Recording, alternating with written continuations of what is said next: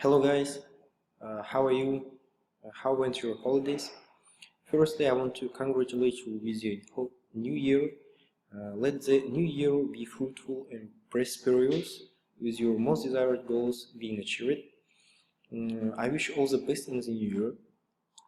Then I'm also glad to see you here in the third term. In the third term, we will continue with learning some chemical elements, their properties, physical, chemical, etc. And today we will learn carbon. Carbon's chemical symbol is C, as you can here see it. Atomic weight of carbon is 12.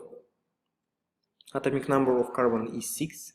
That's why we can draw an electronic shell configuration. On the first shell we will have 2 electrons, on second shell we will have 4 electrons.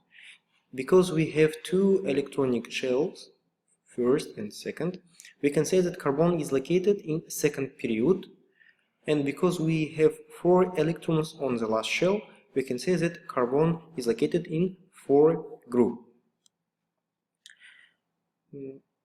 There is an enormous number of carbon compounds when compared with other elements.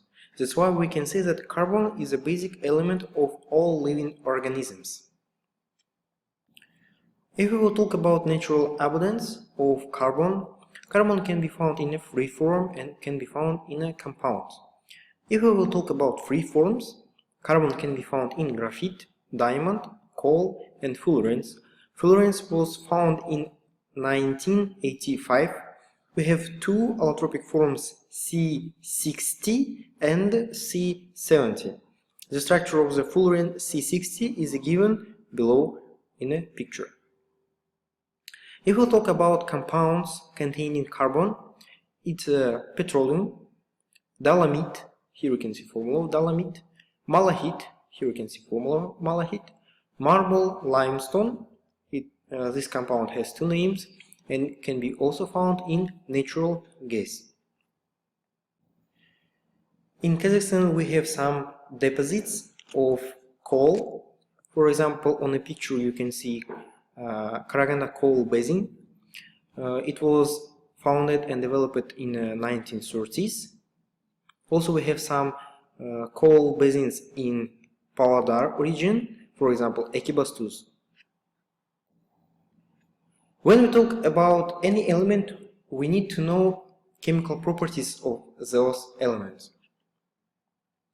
For example, chemical properties of carbon is the reactions. First one is a reaction with oxygen gas.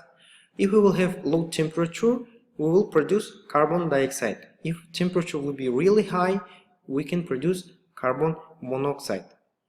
Carbon also reacts with metals. For example, here we can see reaction between calcium and carbon forming calcium carbide. Here. Carbon is also known as a strong reducing agent. That's why carbon is taking oxygen from oxides and making carbon dioxide and free formed metal. For example, here you can see here 2 reactions. Carbon also reacts with hydrogen at high temperature and really big pressure and can form some organic compounds. Let's talk about usage or uses of carbon. Carbon is used as a graphite electrode. It can be used in a dyes, it can be used as an absorbent in a metallurgy, synthetic gasoline, etc. etc. Carbon also found in a sugar. And we will make a little summary main element, and we can say that carbon is a main element in living organisms. Under normal conditions, carbon is an inert element. It reacts with metals and non-metals. Carbide is formed by a reaction between carbon and metal. Carbon is the 4th most abundant element in the universe by mass after hydrogen, helium and oxygen. About 20% of the weight of all living organisms is carbon. Carbon has some allotropes: diamond, graphite, carbide and fullerenes. Okay guys, thank you for your watching and learning chemical elements.